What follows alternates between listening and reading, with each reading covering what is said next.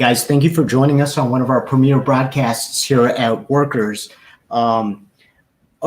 Media Essential Workers. We are joined today by Robert Elder with the Chicago Headline Club, who's talking about an initiative that I think it's very exciting. You've been kind of proactive in looking at what the needs are with our journalistic community and stepping forward and doing something about it. You have a couple of initiatives. Tell us about some of the seminars that you put on for journalists, some of the Zoom conferences in light of what's going on. Sure. Well, I'll talk about the one that you mentioned first, and that is the Chicago Headline Club and the Chicago Headline Club Foundation. We're giving $50,000 to financially struggling journalists in the area. So up to 100 journalists get $500 a piece to apply to whatever they need to do their jobs or to look for work. So it's everything from resume writing to maybe you just need your Wi-Fi bill covered. Maybe you just need to pay your telephone bill. So there's sort of practical things that help people in this sort of time of transition for a lot of people. Now, how did you decide to do this? Obviously, there was a need for this. I know in my particular union, I'm the vice president of NABET Local 41. We help a lot of broadcast technicians. We represent them. There's been a big need for this. And I've been on the phone constantly with some of our members about this. How did you realize that as a not-for-profit, this is something, your foundation, that you need to step up and make sure that you are helping people with? Sure. Well, part of it is just, and I've said this before, but unprecedented times call for unprecedented actions. And so we had been talking about this direct assistance other than just programming. So myself and then the president of the Chicago Headline Club Foundation Board, which is a separate 501c3, we talked with them about it. And then our treasurer, Greg Karp, made this presentation and said, here's how we can make this work for the most number of people. And so we just did it. Actually, by the time we had a proposal and by the time we voted on it, it took less than a week. So we wanted to do it, and we wanted to do it fast. That is monumental. Hi, everyone. Just wanted to jump in here for you to kind of come up outside the box and have this idea and get the whole buy-in of your entire board and actually vote on it and actually get that implemented.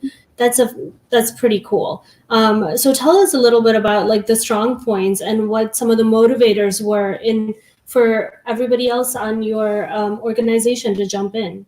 Sure. It was just need. We saw it there. 22nd century media in the suburbs had gone away. I've had jobs at the Sun-Times, the Chicago Tribune, Cranes. I've been sort of all over, and I have also a career, a history in suburban journalism as well. And so that was one of the triggers for me, is seeing all those newspapers go away, and 50 people at 22nd Century Media lose their jobs. Also, the Tribune was talking about offering buyouts and salary reductions.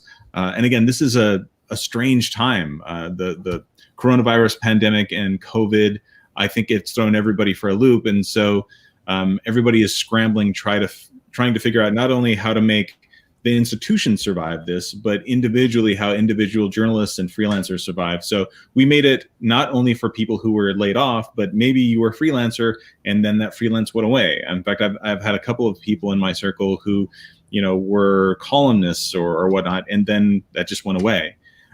So it's a time for people to help where they can. It's also worth noting that we're taking donations too. So this is coming out of our rainy day fund, and this is more than a rainy day. This is a hailstorm of just never before seen circumstances. I don't even have the language to talk about how strange it's been. But again, we wanted to help, and we wanted to do it fast, and we wanted to do it directly. Well, I'm sorry, we just kind of jumped in there and it looks like we have a lot of new viewers. So let's kind of talk about what it is we're doing here. You're probably watching this on Media Essential Workers, or you're watching it on my personal page, Raza Siddiqui. I'm the Vice President of NABIT Local 41 and try to provide a lot of resources, not only to our members, but other journalists we work alongside with. Joined by my wife, Sarah Sadat, who helps me sometimes conduct the interviews, and we're with Robert Elder as well, who is with the Chicago Headline Club. But Robert, I want to give you a chance to explain who you are and how you got into this position and what the Chicago Headline Club is. You're with a very interesting publication that I had to ask you about. Tell us about that. Oh, sure. So I'll back into this. So my day job is I am the Chief Digital Officer for the Bulletin of the Atomic Scientists. And we've been around for almost 100 years. In fact, our 100th birthday is later this year.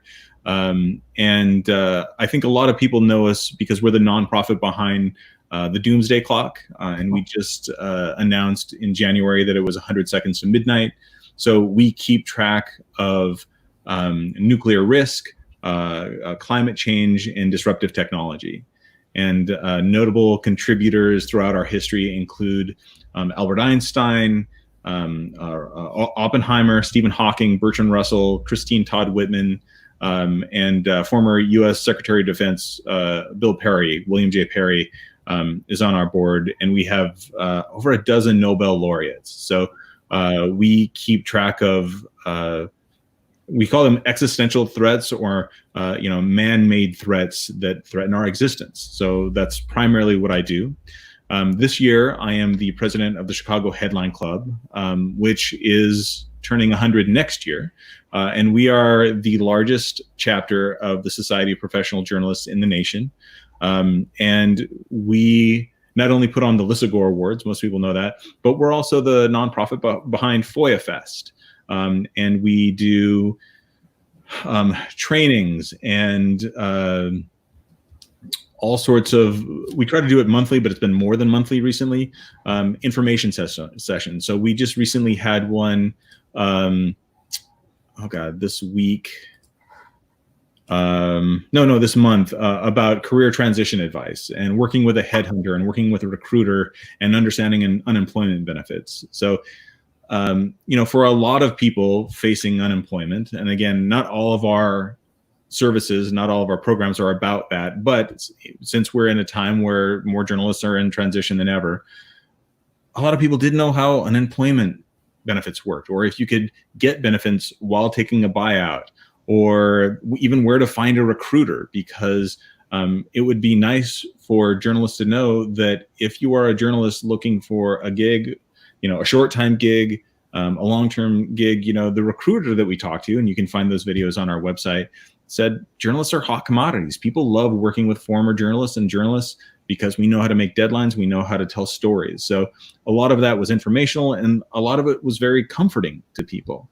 And then we do things like, how to safely report on the coronavirus. And so we had and a couple of you and I actually. That's where we met, yeah. We had a Zoom technology, and I know a lot of our members, as well as a lot of journalists in the field, have the concern that, hey, we are in a way part of the story. We are affected by it, and yet we're out there covering it. We're reporting on the risks, and yet we're out there in the midst of it. So I had a lot of, again, questions, and it was a great seminar you guys put on. Kind of talk about who you had on the panel and what were some of the points that came out of that, because I think that's important to share with as many people as we can. How do we safely cover that story? Sure. So, some of it was very practical. It was about how to use masks. We had Dr. Shelley Vazari-Flace and Dr. Robert L. Murphy, as well as Chrissy Taylor, the managing editor of the Chicago Tribune. And they just talked about, again, not only how to properly use masks, but also where and how to sort of fact check those stories. How to keep a proper distance at a press conference, what your responsibility is as far as a mask and how that mask works. And then we talked about, the fact that a coronavirus can be transferred between mammals. So, there was talk of I forget where it was, but there was a tiger that Right It in was New York, right in the lion. epicenter. Yeah, A lion that was affected. I remember reading that and being like, "Uh-oh." Just knowing it can go from species to species adds another kind of element of uncertainty to this whole. It is, but we are also putting it in context because, again, how many people are touching a lion? You know, Hopefully not too many. We got bigger concerns. You know, we're at the beginning of this and understanding this, but you know, there's some research that suggested that it came from bats as well. So people wanted to know, am I at risk from my cat? And we think preliminarily the answer is probably not, but that's the nature of a coronavirus. It can be passed back and forth. So you discussed a little about safety. You discussed a little about job transition. Tell us a little more about this current program that you're implementing. How much money? How many people?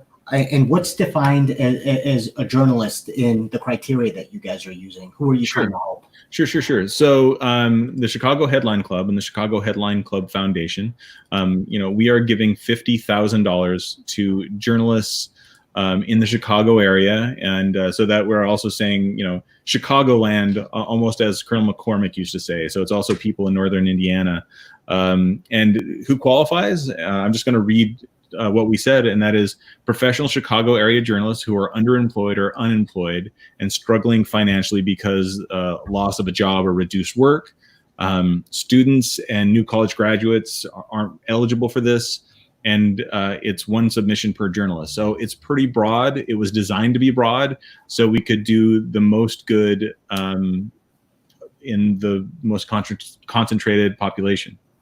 And part of the reason I asked that is a lot of the members for the union I'm part of are photojournalists. And a lot of time there's that distinction between reporters who are out there in the field and photojournalists who are telling the visual story. According to the definitions that you read, it sounds like photojournalists would also be encouraged to apply and would be able to be benefit by this if they meet the criteria of being underemployed. Or TV producers, bloggers, photojournalists, designers, videographers, any professional journalist is eligible.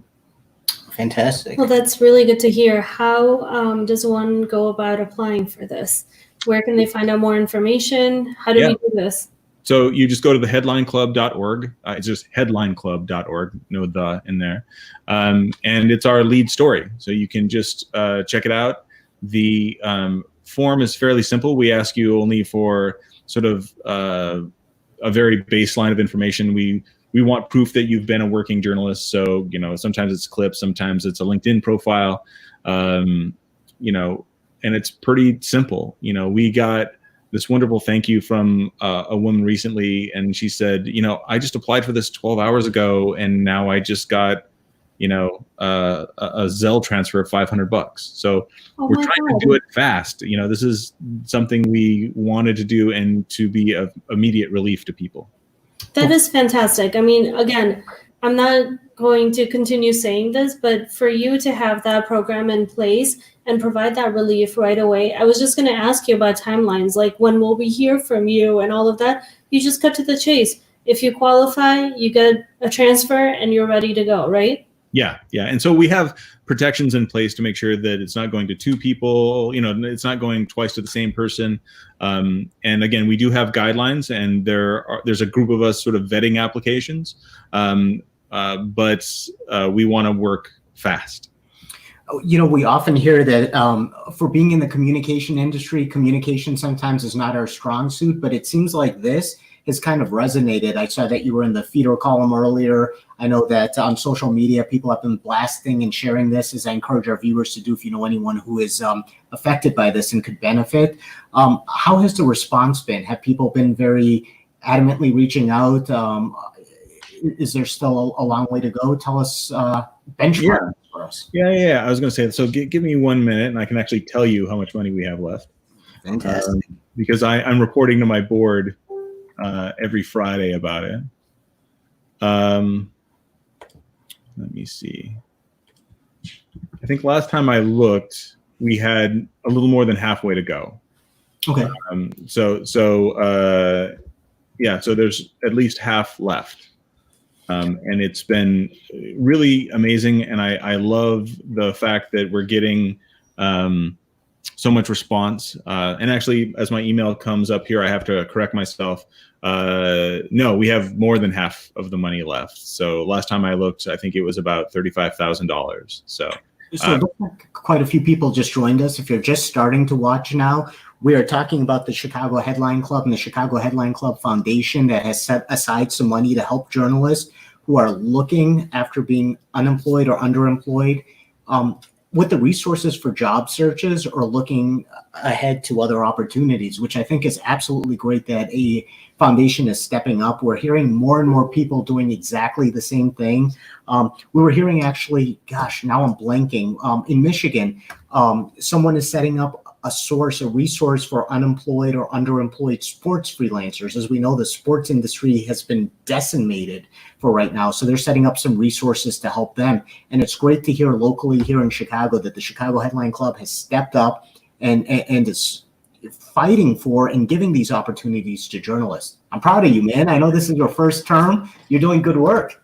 Well, I appreciate it. But again, it is really that board and those people who have worked tirelessly. And again, the president of the foundation as well, Sue Stevens, and our treasurer, Greg Karp, has done a lot of on-the-ground work. This was his proposal. And when you read that webpage, that is all Greg. So, it has been a team effort led by a few key players. But I think as a board, we voted, I think it's 23 people, we voted unanimously quickly to do this.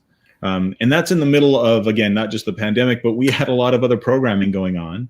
And we have another one coming up on the 29th, which is about the documentary. Let me see if I can get the name right. The documentary is Cooked, Survival by Zip Code. And that is about how to basically cover communities in crisis. We're also having Maudlin from the Sun Times come in and talk about how to do that. So I haven't put that page. You can actually find it on Google, but I haven't put it in the nav yet because we're going to start pushing it this Wednesday, the 22nd. But if anybody wants to find it, again, just type in Chicago Headline Club and Cooked, and you can register for free. But it's really interesting. I don't know how many people remember this, but in 1995, in 1 week, more than 700 people died in a heat wave in Chicago. And, it was those deaths were mostly, African-American, elderly, and poor Chicagoans. And if you look at the demographics of the people who are dying of COVID, same demographics. So this looks at how you report on that and how you report at communities in crisis. I'm just intrigued that you said that. I'm actually looking at some of the comments, and one of my buddies, Tio Hardiman, he ran for governor. He's actually been a spokesperson and activist for some of these underserved communities. He started a radio show himself on WVON where he discusses a lot of these issues. He's talked about, even during this pandemic, if you can believe it, just the amount of shootings and Chicago violence that still goes on. I think it's just very apt to at least to maybe include him in the discussion, or at least I think it's just great that you're doing this, because these are these underserved communities that really to provide the resource of how coverage should happen there, what kind of questions we can ask. What was the thought process about getting that started? That's especially during this pandemic with everything else, but then to return to serving the needs of our community. Well, it was a couple of different things. So it's also, it was an odd set of circumstances because my background and my first love is movies and film. In fact, for the first 5 years of my career, I was a film critic at the Chicago Tribune. Robert, can I interrupt you for 1 second? My favorite quote is from the movie Grand Canyon, where they say all of life's questions are answered in the movie. So I'm right there with you.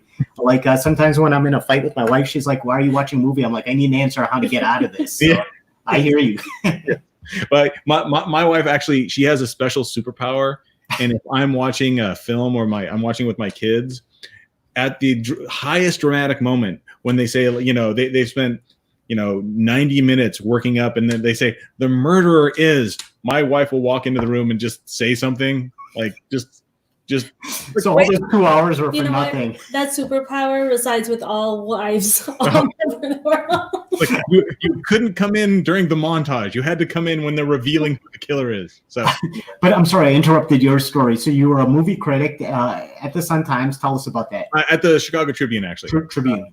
But yeah, I was their sort of junior movie reviewer, and so and I also in my other life I write books, and 3 of my books are about movies. And so when I came into this position, we had a few film events. Dan Geyer, who had been president of the Chicago Film Critics Club, he was on our board, and so we did a couple things. Like we did an advanced screening of Spotlight, the movie about the Boston Globe investigative team. And so I wanted to do more of that. So this, believe it or not, is actually the 4th event we've done talking about movies. So I think we did one on Bombshell. We did one on Richard Jewell, in which the media is the villain. Mm-hmm. We had one on the Bill Cunningham documentary. And we knew that Cooked was coming up. And I just said, hey, is the director available? Because, we have this interest, and this is a Chicago-centric story, and it's airing now on PBS.